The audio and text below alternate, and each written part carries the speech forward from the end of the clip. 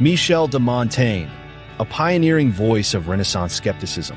In the intellectual landscape of the 16th century, Michael de Montaigne stands out as a pioneering figure in the revival of skepticism. His exploration of doubt not only engaged with the ideas of earlier thinkers like Cornelius Agrippa, Henri Estienne, and Francisco Sanchez, but also sparked a transformative discourse that redefined philosophical inquiry. Montaigne's dialogue with the ancient skeptic Sextus Empiricus, particularly around 1576, marked a pivotal moment in his intellectual journey. At this time, Montaigne famously minted a medal inscribed with the Greek term epeko, meaning I abstain, alongside the French motto, Que sais, or what do I know? These inscriptions encapsulate the essence of Montaigne's skeptical philosophy, which delicately navigates the tension between doubt and understanding. At the core of Montaigne's skepticism lies a deep reflection on the limitations of human knowledge. His engagement with skepticism did not emerge in isolation, but was rooted in a skeptical crisis, as identified by the thinker Pierre Villy. This crisis, reflecting personal turmoil and intellectual confusion, is vividly expressed in the Apology de Raymond VII, the longest chapter in his celebrated essays.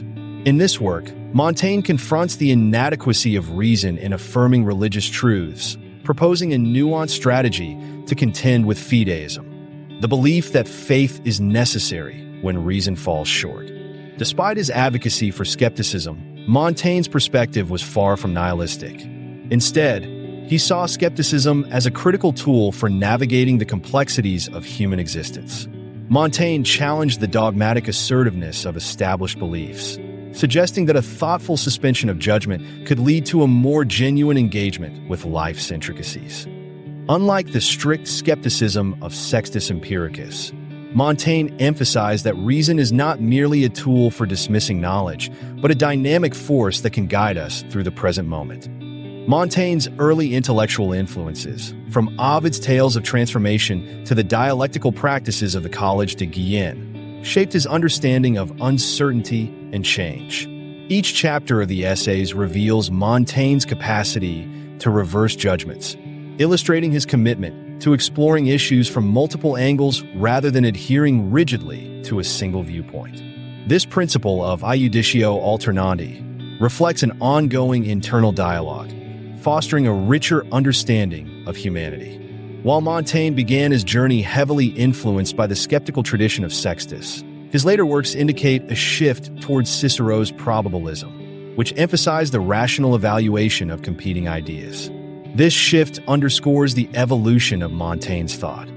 He came to appreciate skepticism not as an end in itself, but as an ethical system that values judgment and deliberation. Much like Cicero, Montaigne engaged with various doctrines, adopting perspectives from different philosophical schools, from Stoicism to Epicureanism, depending on what seemed most convincing at the time. The dual interpretations of Montaigne's skepticism, one viewing him as a champion of despair, the other as a proponent of deliberative judgment, highlight the multifaceted nature of his philosophy.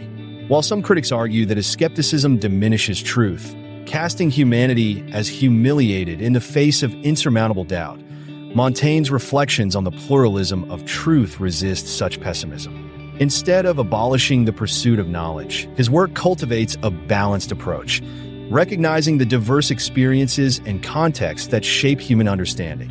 Montaigne's approach to skepticism can be seen as a precursor to modern philosophical thought. His insistence on the dialogical nature of thought mirrors the Socratic method of inquiry, where questioning becomes a tool for deeper understanding rather than a means to reach definitive conclusions. This method is especially relevant in today's polarized discourses, where the inclination to choose sides often overshadows thoughtful deliberation.